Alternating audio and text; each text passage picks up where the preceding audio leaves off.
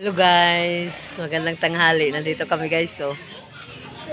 Ay, matita na po sa mga marites diya. Guys. Nandito kami sa pinakatuktok, guys.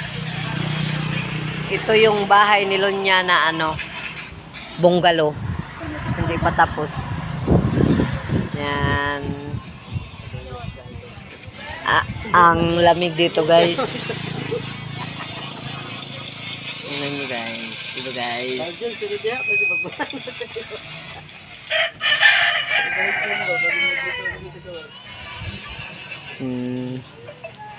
Nandito yung kotse ko guys. Kararating lang guys. Oh. Ito ka pinagbiyaran na sa ito.